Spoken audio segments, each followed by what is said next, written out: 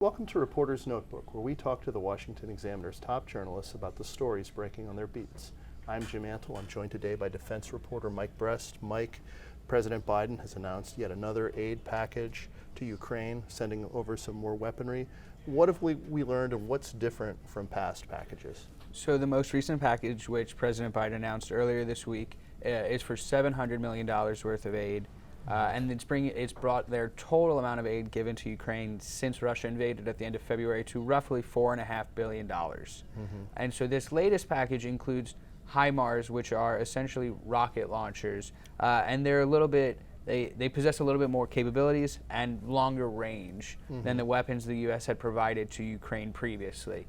Now, these weapons aren't necessarily the longest range weapons that the U.S. could have provided, but President Biden has been very clear this week that he wants Ukraine to be able to strike anywhere within their country, but the U.S. does not want to provide Ukraine the ability to strike within Russian territory. And this has really been a sticking point for the Biden administration, as both the Pentagon and the president have said. And this weapon, the HIMARS, is the primary request from the Ukrainians. And this is an example of the U.S. Adapting these aid packages to the fighting that is happening on the ground. So it sort of encapsulates a dilemma that the U.S. has had throughout this fight, Absolutely. right? In that we want to help Ukraine defend itself, and we want to help Ukraine maintain whatever upper hand it can have against the invading Russians.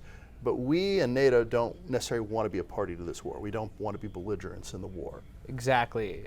President Biden expressed it himself in a New York Times op-ed where he announced the aid package earlier this week. And he said while he abhors Vladimir Putin's war, he's not ready to try and enact regime change in Russia. He's not ready to put troops on the ground, which has been his position since before Russia even invaded. He said for months now that U.S. soldiers will not be fighting Russians on Ukrainians' behalf. Now, obviously, that conversation changes should the war change or should Russia go into a NATO country or launch attack against a NATO ally. Right. But until that happens, President Biden has been very clear that he does not envision U.S. troops fighting against Russians. So we've heard some new numbers this week about Ukrainian casualties and Russian casualties. What are we hearing in terms of what each side has lost over the course of this war?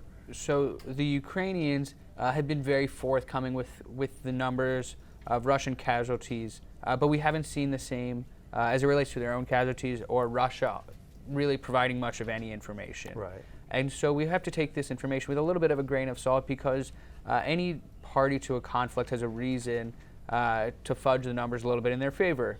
And so the Ukrainian military said earlier this week that Russia has lost 30,000 troops. Now that's an astronomical number, especially given the conflict has only been going on for roughly 3 months. But at the same time, it really is still a small percentage of what their overall force looks like that were dedicated to this. Right. If we remember, intelligence officials were saying that roughly 160,000 soldiers were aligned at Ukraine's borders leading up to the war.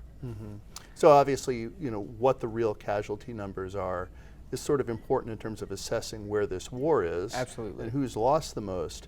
But obviously, it's very hard for us to independently get that kind of information. 100%. And we're even seeing difficulties from Ukrainians themselves as they even try and understand the death toll of civilians. Right. It is really an incalculable number to try and figure out, especially while there's still fighting going on. Right.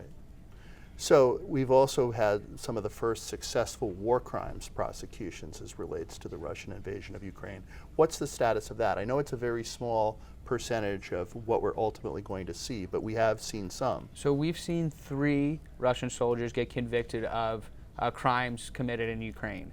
And so the first was a 21-year-old soldier who was ordered to kill a Ukrainian whom the group of soldiers believed would rat them out to Ukrainian authorities, and thus, right. their lives could be at stake. Sure. And so they ordered a junior officer to kill this man. He did, and he has been sentenced in a Ukrainian court to life in prison. He also pled guilty.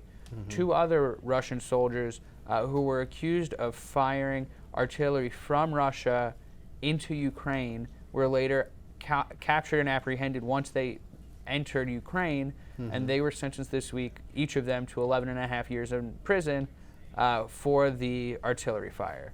Now, the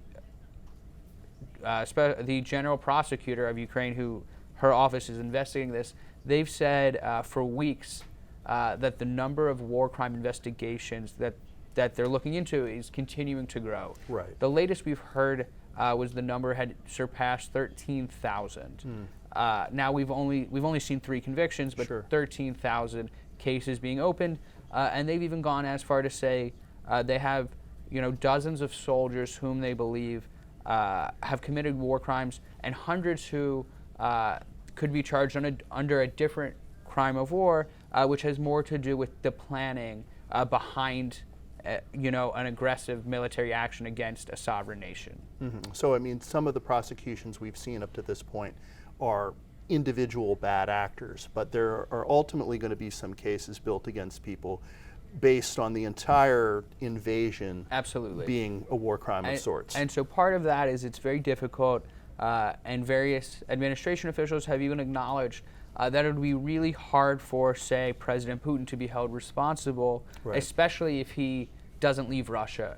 Oftentimes, the only way someone of that nature, of his stature, anywhere close, could be held responsible, according to U.S. officials, is if they were to try and leave the country and go to another country where the U.S. might, or another ally might have more reign. Thank you, Mike. You can read Mike and the rest of our national security team's coverage at washingtonexaminer.com.